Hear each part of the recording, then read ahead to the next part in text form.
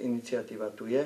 My len sľubujeme to, čo sme si dali do tých našich plánov na to najbližšie obdobie urobiť, alebo je to pre nás, ešte raz opakujem, priorita pripraviť metodické pokyny, mať človeka, ktorý sa v rámci Slovenskej golfovej asociácie bude starať len o túto sféru, o túto oblasť, bude ju koordinovať a bude nápomocný každému takémuto pilotnému projektu. Rozhovor s prvou dámou Slovenskej republiky pre TV SME.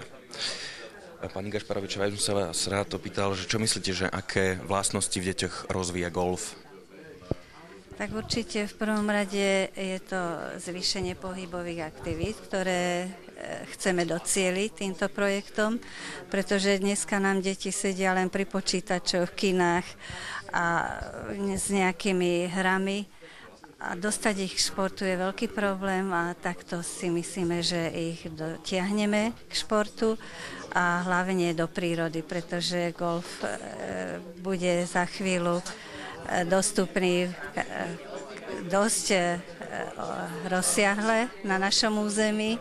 A potom golf je to hra, ktorá učí aj také správanie, učí ich takú etiku a vzájomné slušné chovanie. Tak o toho si sľubujeme tiež veľa, pretože dneska deti sú na seba dosť neprivetivé, agresívne a vďaka tým aj nedosť vhodným agresívnym hrám a filmom. Takže dúfam, že ten účel to splní. Čiže tam, keď oni na tom greene sú sami, tak vlastne nikomu druhému už nemôžu ublížiť, áno?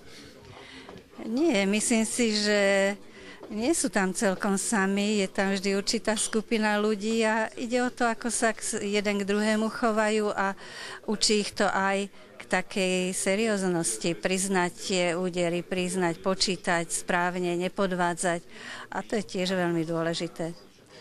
A keďže ide o školský projekt, tak čo ak sa zahrá si? Môže si zahrať golf treba celá trieda? Keď sme s týmto projektom začínali, tak sme pochodili niektoré školy a ozaj majú veľa priestorov zaprataných skladmi, lavíc a rôznym nepotrebným náradím a začali to vypratávať a zriaďovať si také odpaliska v školách, čo má veľmi veľký význam. Dokonca majú už aj vytvorené jankoviská.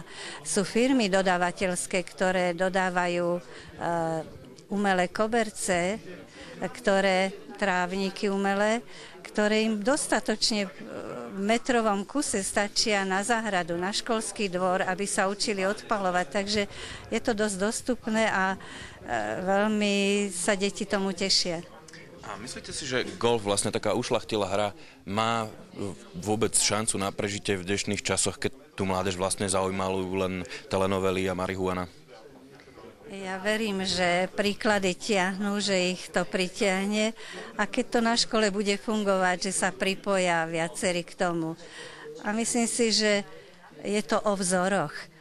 A keď im takýto vzor nejaký priblížime, tak verím, že sa toho chytia. A rodí sa nám už pod rukami nejaký slovenský golfový golonka? No máme, tak ako bolo spomenuté, tu na predstaviteľmi Slovenskej golfovej asociácie okolo 600 juniorov, ktorí sú veľmi už schopní a zdatní, dokonca reprezentujú nás v zahraničí a verím, že budú populárni a práve tieto vzory ich pritiahnu. Spomínalo sa tu, že golf by mohol byť v podstate prístupný aj pre tie nižšie sociálne vrstvy. Myslíte, že je možné v domácich podmienkach treba si vyrobiť golfovú palicu, čo ja viem, z hokejky starej alebo z lešenárskej trubky, alebo tak?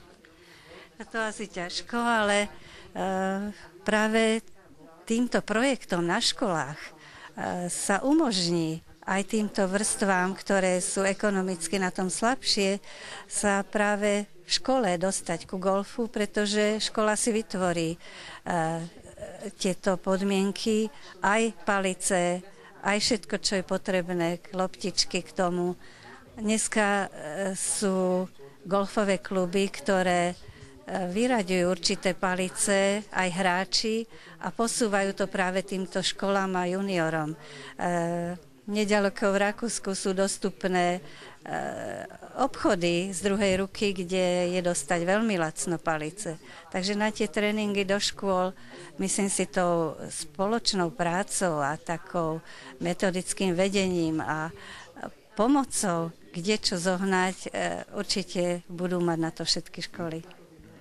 Čiže tak, ako bol projekt, že jeden počítač do jednej triedy, tak v podstate vízia je, že jedna palica na jedného žiaka. No, bude to a to sú práve pre tie triedy bude vždy ten dostatok palíc a budú sa vymieňať.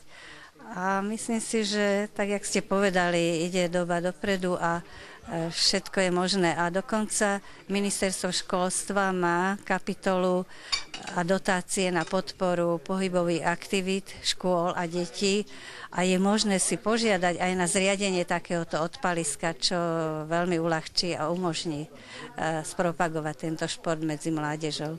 Je vôbec golf pre deti v útlom veku bezpečná hra? Nebojíte sa, že by treba sa mohli medzi nejakou 5. a 6. jamkou stratiť, alebo tí starší, že si za kričkami zapália cigaretu? Myslím si, že nie, lebo vidia ich ostatní a zatiaľ sa to medzi mládežou nestalo, ani neurobili to a pochybujem, že by sa takto chovali.